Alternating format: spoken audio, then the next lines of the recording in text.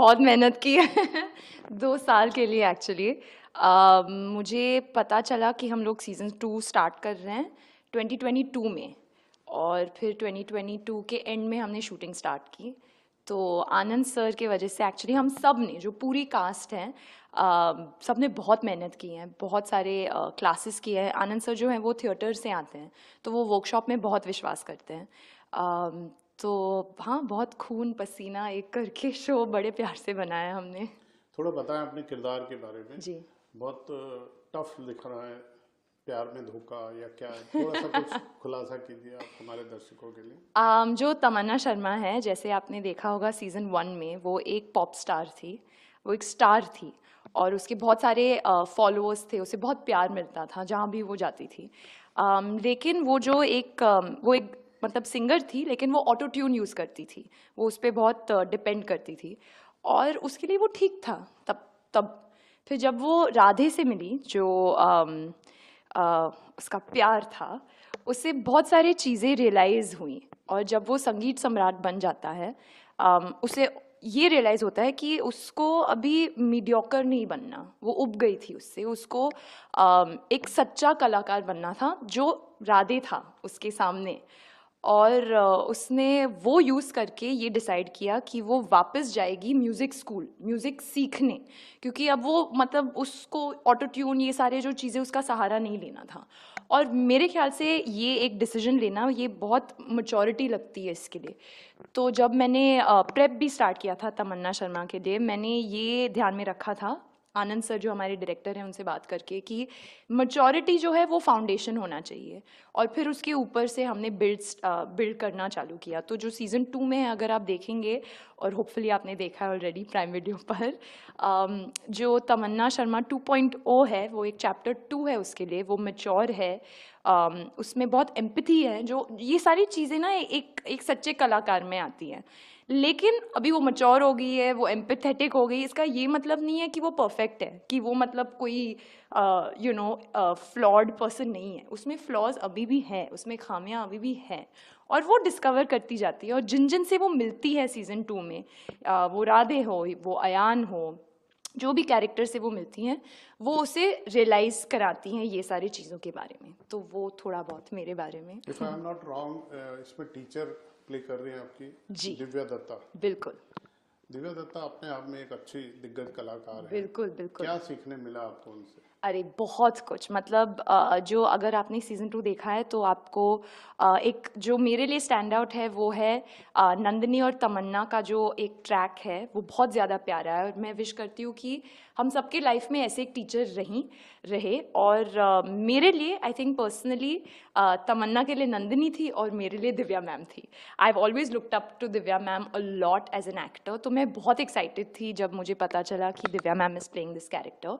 और वो इतनी मतलब गिविंग है एज अ पर्सन, और इतनी वार्म है, क्योंकि जब आप देखें उन्हें, और जो उनका काम है अब तक, वो बहुत एक स्ट्रॉन्ग पर्सनालिटी है।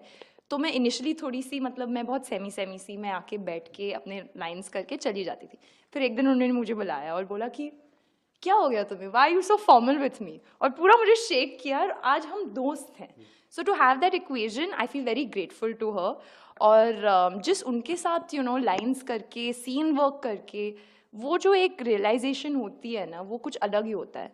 सो आई फील वेरी लकी। और जो जो सीख हैं एक्चुअली सीज़न 2 में तमन्ना के लिए, वो इतने प्यार से दिव्या मैम ने अपने कैरेक्टर के थ्रू मुझे समझाया है, जो सिर्फ तमन्ना को ही नहीं, श्रेया को भी समझ में आ गए। कि वो एक बात है जो मेरे साथ रहा है, वो है कि हम लोग आजकल मेंटल हेल्थ पे बहुत बात करते हैं। सो सब लोग बोलते हैं कि I am not good enough, this is not good enough, ये ठीक नहीं है, वो ठीक नहीं है। पर जिस कोई आपके सामने आके बोलता है कि for 1 second just accept that you are enough, आप काम हार्ड वर्क कीजिए, पर यू आर इनफ बस, और वहाँ से आप आगे बढ़िए। फिर आप सोचिएगा मत कि I am good enough, comparison, ये वो। एंड आई थिंक वो सीख जो है, जो तमन्ना को मिलती है, वो श्रेया को भी मिली है। And thank you to Divya ma'am. आपको कितना प्यार मिल रहा है सीजन 2 से? तो एक्चुअली फनली सर जो हुआ, जो 13 दिसंबर हमारा जो शो है बंदिश बैंडिट्स, जो कि प्राइम वीडियो पे रिलीज़ हुआ है, उस दिन पे मेरा फ़ोन जो है वो खो गया था सुबह सुबह।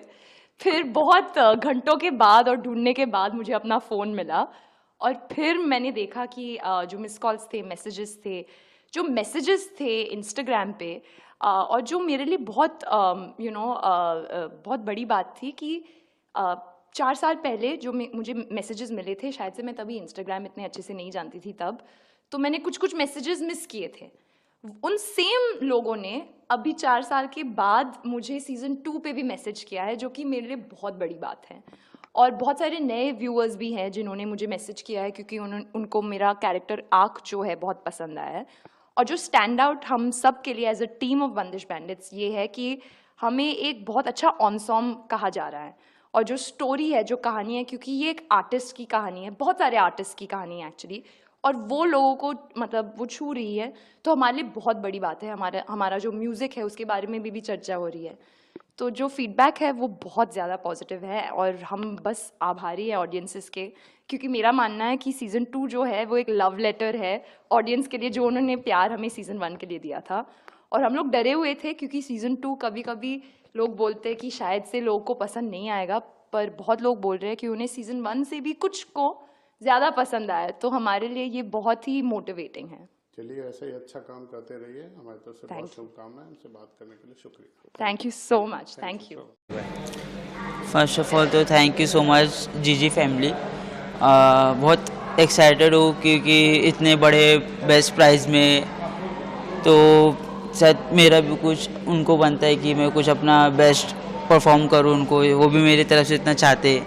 तो आई नो बहुत प्रेशर भी हो सकता है उनके, इससे तो थोड़ा मैं कुछ अपने लिए भी और उनके लिए भी कुछ सोचूं थोड़ा, तो यस। क्लब में से आना एक फैमिली को किस तरह से फीलिंग आपको, क्योंकि आपने बहुत मेहनत की है, बहुत स्ट्रगल की है, मगर इसी तरह से छोटे काम से लेके यहाँ तक पहुँचना है आपको? ऑब्वियसली ऐसा मुस्लिम लड़कियों को इतना ऐसा अपॉर्चुनिटी नहीं मिलता है खेलना, क्योंकि मेरे thank God mom dad first of all, क्योंकि मुझे इतना सपोर्ट किए फैमिली के से, और जितना भी सपोर्ट किए वो इतना, जितने भी मेरे को, जितना मेरी फैमिली में मुझे फ्रीडम दिए उतना कोई भी किसी को नहीं दिए। और ऐसा मुस्लिम में इतना हम लोग के इसमें तो अलाउड ही नहीं होता कि खेलो करके लड़कियों में, तो थैंक गॉड मॉम डैड। आप किस तरह से इन लोगों के लिए इंस्पिरेशन बन जाएंगे, क्या लोगों को कहना चाहते हो, क्या मैसेज देना चाहेंगे?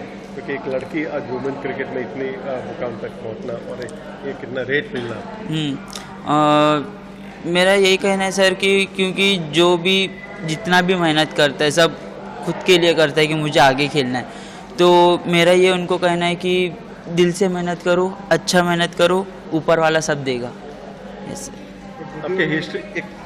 आपकी हिस्ट्री देखिए तो आपने बहुत कठिनाई से, स्ट्रगल से, माँ बाप ने भी अपने स्ट्रगल से किया है, मगर आज जिस तरह से पहुँचे हो तो किस तरह से आपको? सर वो तो है बहुत, जब मैं बचपन में खेलते थे ऐसा गली क्रिकेट, तो सब ऐसा मेरे इधर के सब बोलते थे क्या लड़कों के साथ खेलती है, एक लड़की है, जाके घर पे काम कर, क्यों ऐसा कर रही है। मेरे मॉम डैड को ताना देते थे, ऐसा सब बोलते थे, तो मुझे थोड़ा वो लगता था कि ऐसा मुस्लिम लड़कियों को इतना अलाउड नहीं, सब लड़कों में खेलती हो जाके। तो मुझे ऐसा था कि सर नहीं, मुझे कुछ करना है। तो मेरे मॉम डैड भी मेरे को बोलते थे कि सब बोलते थे इसको काम सिखाओ, घर का काम सिखाओ, बर्तन धोना, ये सब घर का फैमिली। तो मेरा ऐसा था सर कि नहीं, मुझे कुछ करना है, मुझे आगे के लिए खेलना है। तो मुझे बहुत अच्छा लगा कि मुझे मेरी फैमिली ने बहुत सपोर्ट किया एक्चुअली, तो thank God first of all same mom dad. तो मेंस में कौन प्लेयर ज़्यादा मानते हो कि भाई, और क्या उसकी तरह से आगे अपना क्रिकेट भी? मेरे लिए तो विराट कोहली सर है, मेरे को बहुत पसंद है वो, तो मुझे इच्छा है कि वही मेरे को एक्चुअली मुझे उनसे मिलना है, तो मेरा बहुत सपना है उनको मिलना। ये सर। क्या लग रहा है आगे जाके क्रिकेट में आप अपना? अभी इंशाल्लाह भी फ्यूचर तो भी स्टार्ट हुआ है, तो जितना मेरा बेस्ट दूंगी तो मेरे को बहुत आगे के लिए भी चांस है। मुझे बस एक जर्सी और चाहिए, इंडिया जर्सी, तो मेरे को बहुत उसी के लिए इतना मेहनत करे, सब कुछ करे। तो यही कहूंगी कि जेपीसी की मांग ठीक रही है, क्योंकि वो हर राजनीतिक पक्ष की आवाज बनकर जो उनके मुद्दे हैं उसको रखेगी। पर मैं कहूंगी कि one nation one election anti constitution है, एंटी डेमोक्रेसी है, एंटी फेडरल स्ट्रक्चर है। मैं आपसे बस एक सवाल पूछना चाहती हूँ, अगर कोई स्टेट की इलेक्टेड गवर्नमेंट इलेक्शन से 6 महीने पहले गिर जाती है, ये कॉन्स्टिट्यूशन बिल ये कह रहा है कि वो 6 महीने के लिए पूरा चुनाव होगा और 6 महीने बाद वो सरकार डिसॉल्व हो जाएगी, फिर से नया इलेक्शन होगा। यानी आप इतना पैसा बर्बादी करने वाला काम कर रहे हैं अंडर द गार्ब ऑफ पैसा बचेगा। ये ना पैसा बचने वाला है, ये एक आदमी की ईगो है, जो कंसोलिडेशन ऑफ पावर की एक्सपेक्टेशन है, डेमोक्रेसी खत्म करने की बात है। और कॉन्स्टिट्यूशन कॉन्स्टिट्यूशन हमें मैंडेट देता है कि इलेक्शंस हो या यूनियन गवर्नमेंट और स्टेट गवर्नमेंट के बीच में आपसी तालमेल हो, उसको खत्म करने का एक और कदम है। देखिए, ये एक ऐतिहासिक कदम उठाया गया है और माननीय प्रधानमंत्री जी की ये पहल है और उन्हीं के लीडरशिप में, क्योंकि उन्होंने एक स्ट्रांग नेतृत्व दिया है भारत को और वो ही उसी का ये कारण है कि एक इतने ऐतिहासिक फैसले उन्होंने अपने टाइम पे लिए हैं। तो ये उनमें से ये एक कदम है उस डायरेक्शन में और मैं और हम सब इसका स्वागत करते हैं। कांग्रेस पार्टी इसका विरोध कर रही है, जो सांसद हैं रमेश, उन्होंने भी बोला है कि और क्या कर सकते हैं कांग्रेस? ईवीएम हर इलेक्शन पे बोलते हैं कि ईवीएम का दोष है और तो कुछ बचा ही नहीं, कोई मुद्दा ही नहीं बचा कांग्रेस के लिए। आज के दिन कोई भी डिबेट नहीं करते, कोई किसी प्रकार से उठ के चले जाते हैं बीच में और फिर बाहर खड़े हो जाते हैं संसद के। इस प्रकार से सब लोग देख रहे हैं। देखिए अभी तो आया है, अभी जेपीसी में जाएगा, उसके बाद सदन के अंदर डिस्कशन का पार्ट होगा। उसमें बहुत सारी खामियां हैं। हम मानते हैं कि 5 साल में काफी टाइम ऐसा होता है कि लोगों को आचार संहिता लगती है, डेवलपमेंट का काम नहीं होता है, लेकिन उससे भी अहम है लोकतंत्र बचना चाहिए। ये ना हो कि आप जिस तरह से लोगों को मैनिपुलेट कर रहे हैं, तो आप स्टेट का मुद्दा और स्टेट की राजनीति अलग होती है, सेंट्रल की राजनीति अलग होती है। कहीं ना कहीं उनके मैनिपुलेशन में, जो हमें 2004 से करते आ रहे हैं, हमें उनकी नीयत पे खोट दिख रहा है। ये ना हो कि ये मैनिपुलेट करने के लिए लोगों को एक साथ अपनी हवा के अकॉर्डिंग समेटना चाहते हो, जो लोकतंत्र के लिए बहुत बड़ा खतरा होगा। चर्चा होने की जरूरत है। हमारी तो मांग रहेगी कि जेपीसी सरकार ने करे और चर्चा हो और जो भी निर्णय हो वो सारों से चर्चा करके हो। हमारी मांग जेपीसी की है, हमारी पार्टी की मांग जेपीसी की होगी। आज निर्भया की आत्मा बहुत ज्यादा शर्मसार महसूस कर रही हूँ, क्योंकि जब उस बच्ची के साथ ये दुष्कर्म हुआ था तो तब सत्ता ग्रहण करने के लिए, सत्ता हथियाने के लिए तब आम आदमी पार्टी के शीर्ष नेतृत्व में बहुत बड़ी बड़ी बातें करी थी महिला सुरक्षा के लिए। लेकिन बहुत दुख की बात है कि महिला मुख्यमंत्री होने के बावजूद आम आदमी पार्टी की सरकार ने यहाँ पर 1 दशक तक केवल सत्ता का सुख भोगा है, दायित्व नहीं उठा है। मैं पूछना चाहती हूँ कि 1 दशक तक तो आपने कुछ नहीं करा, अब आपके लिए महिला सुरक्षा एक चुनावी जुमला बन गया है। आज आपने महिला अदालत लगाने की सोची, लेकिन केजरीवाल जी तब कहाँ थे जब उन्हीं की मौजूदगी में, जब वो घर पे थे और उन्हीं की महिला सांसद के साथ उन्हीं के सचिव ने अभद्रता करी, उनके साथ मारपीट करी और उसी अभियुक्त को केजरीवाल जी ने संरक्षण दिया और मुख्य सलाहकार बना दिया पंजाब का। और आज तो उन्होंने मंच विपक्ष के एक ऐसे नेता के साथ शेयर करा है, उस पॉलिटिकल पार्टी के साथ शेयर करा है जिसके बहुत बड़े लीडर कहा करते थे महिला सुरक्षा पे कि लड़के हैं, गलती हो गई तो क्या हुआ। मैं पूछना चाहती हूँ कि क्या केजरीवाल जी इस बात से अनभिज्ञ थे कि जब माननीय अखिलेश यादव जी मुख्यमंत्री बने थे 2013 में, तो यूपी में महिलाओं के विरुद्ध जो क्राइम रेट था वो 50% से बढ़ गया है। और अभी भी अब जब आम आदमी पार्टी की सरकार है पंजाब में, तो महिलाओं के विरुद्ध जो क्राइम रेट है वो 10% से बढ़ गया है और कन्विक्शन रेट मात्र 20% है। केजरीवाल जी, महिला सुरक्षा एक चुनावी जुमला नहीं है, अपनी आंखें खोलिए।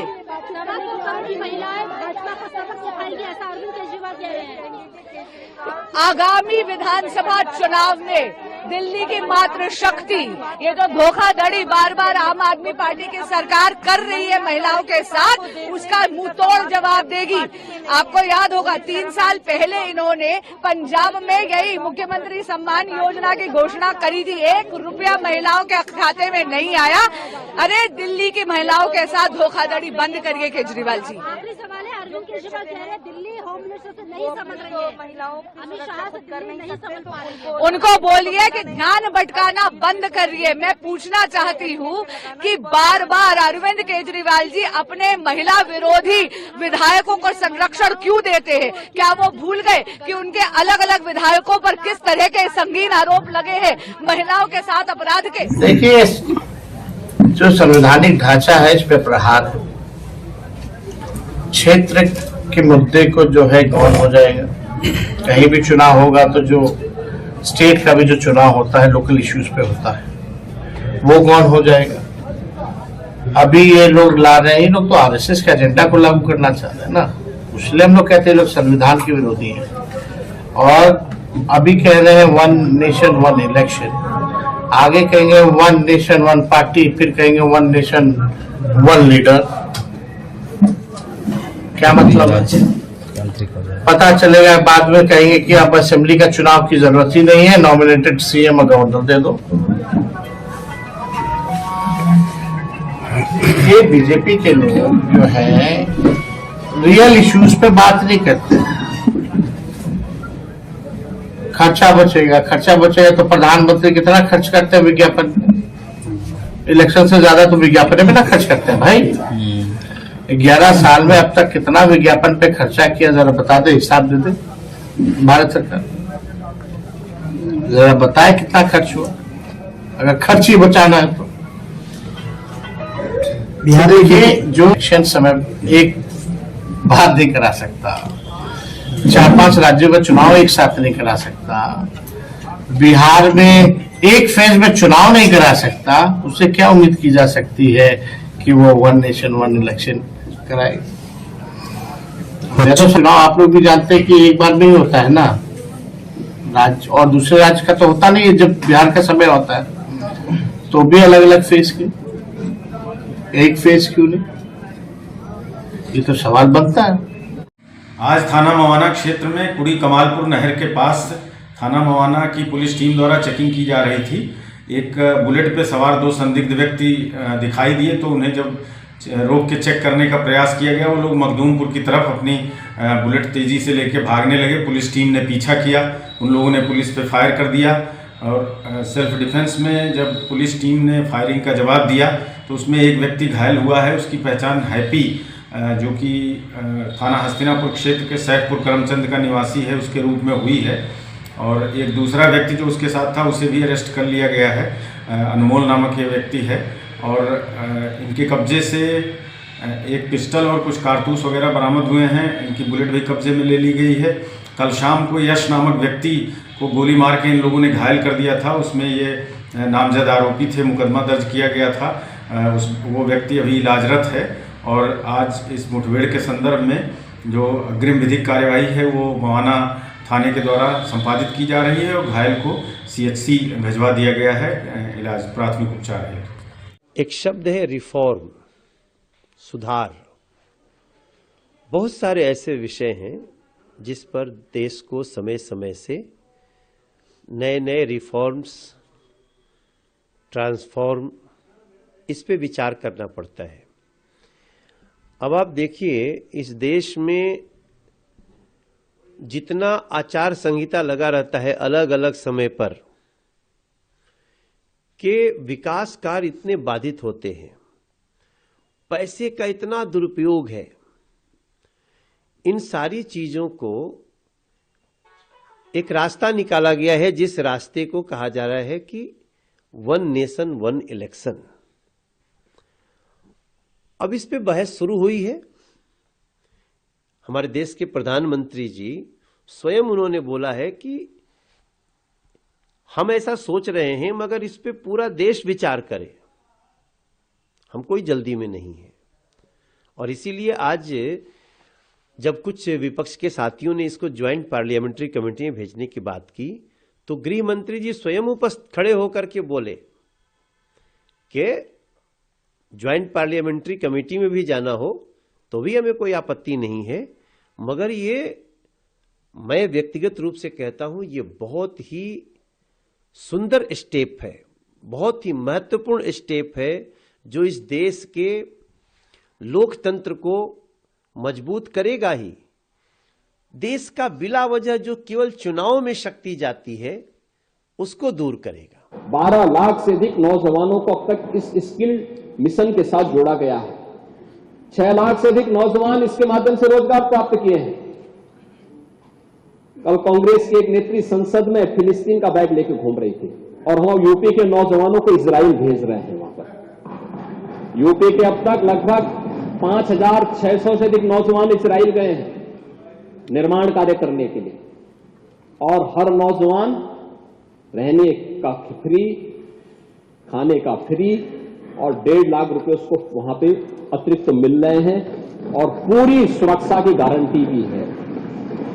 अभी इजराइल के राजदूत आए थे, उन्होंने कहा कि हम यूपी के और भी नौजवान ले जाना चाहेंगे क्योंकि यूपी का नौजवान अच्छा काम कर रहा है, बेरोजगार नहीं, उसकी स्किल की ताकत को दुनिया आज मान रही है। ये कैसे एंटी डेमोक्रेटिक है, कैसे एंटी फेडरलिज्म है। इसके पहले भी 1952 में, 1957 में, 1962 में, 1967 में लोकसभा और विधानसभा का चुनाव एक साथ हो चुका है। कि पहले से ही ये परंपरा थी। हाँ, प्रधानमंत्री मोदी जी की सरकार ने इसको कानूनी रूप दिया ताकि ये बाध्यता हो जाए, क्योंकि उसके बाद की जो परंपरा हुई, जो मध्यावधि चुनाव ये वो, इसके कारण वो पूरा चेन गड़बड़ा गया। तो इसलिए और कई फायदे होते हैं। एक बार अगर देश में चुनाव होगा तो कई लाभ होता है। देखिए, पूरे देश का पैरामिलिट्री, पूरे स्टेट एडमिनिस्ट्रेशन की पुलिस चुनाव में व्यस्त हो जाती है। महीनों महीनों चुनाव चलता है, सारा लॉ एंड ऑर्डर खत्म हो जाता है। पैसे का व्यय होता है, कितना पैसा खर्च होता है चुनाव में, ये होता है। विकास का काम बाधित हो जाता है। पूरा राज्य का प्रशासन, केंद्र का प्रशासन, इस राज्य के अधिकारी उस राज्य में, उस राज्य के अधिकारी उस राज्य में ऑब्जर्वर बन के जाते हैं। पूरा विकास का काम ठप हो जाता है। तो इसलिए आदरणीय प्रधानमंत्री नरेंद्र मोदी जी ने इसको कानूनी रूप देने का काम किया, और न ही कहीं से यह संघीय ढांचा जो है इस देश का, उस पर कोई प्रभाव डालता है, और न ही यह संविधान विरोधी है। So how, this is what I want to know and understand कि how this is anti-constitutional, A, and ये फेडरलिज्म के खिलाफ कहाँ है, ये बात कम से कम कोई तो विपक्ष का साथी खड़ा होकर बताए। इतने दिन से सिर्फ ये लोग एक रट्टा मार के हर कोई बोले जा रहा है कि संघीय ढांचे के खिलाफ है, संघीय ढांचे के खिलाफ है, संघीय ढांचे के खिलाफ है। कैसे है ये संघीय ढांचे के खिलाफ, ये बताएं तो। कौन से संघीय ढांचे पर प्रहार हो रहा है अगर देश में एक साथ चुनाव हो रहे हैं? आजादी के बाद लगभग 1.5-2 दशक तक एक ही साथ चुनाव होते थे, उस वक्त कौन सा संघीय ढांचे के ऊपर प्रहार कर लिया गया? या अभी भी जिन राज्यों में लोकसभा के साथ चुनाव होते हैं, कौन सा संघीय ढांचा इफेक्ट हो रहा है? आप आंध्रा का उदाहरण ले लीजिए। ये लोग जो बोलते हैं क्षेत्रीय दल भी इससे समाप्त हो जाएंगे, आंध्रा में क्या एक क्षेत्रीय दल इस बार जीत कर नहीं आया?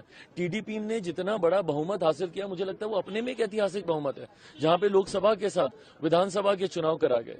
तो विपक्ष माहिर है झूठ बोलने में, कॉन्स्टिट्यूशन की हत्या हो जाएगी, आरक्षण समाप्त कर दिया जाएगा, सिर्फ झूठा नैरेटिव ये लोग सेट करते हैं। मेरिट्स पे आप बात कीजिए, संघीय ढांचे पर प्रहार है तो कैसे प्रहार है? छोटे दल समाप्त हो जाएंगे कैसे? क्या हम लोग सारे क्षेत्रीय दल इसका समर्थन नहीं कर रहे? जनता दल यूनाइटेड इसका समर्थन कर रही है, टीडीपी इसका समर्थन कर रही है, मेरी पार्टी इसका समर्थन कर रही है, शिवसेना इसका समर्थन कर रही है, तमाम दल तो इसका समर्थन कर रहे हैं। तो किस तरीके से जो अफवाह ये लोग फैलाने का काम करते हैं, सरासर गलत है। जनता को गुमराह आज की तारीख में आप लोग नहीं कर सकते।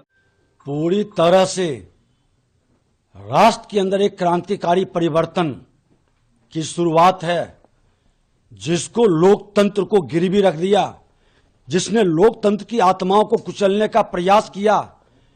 1952 से 1967 के पहले तक 1 नेशन 1 इलेक्शन था, लोकतंत्र मजबूत हो रहा था, विकास की गति बढ़ रही थी, करप्शन पर रोक लगा था।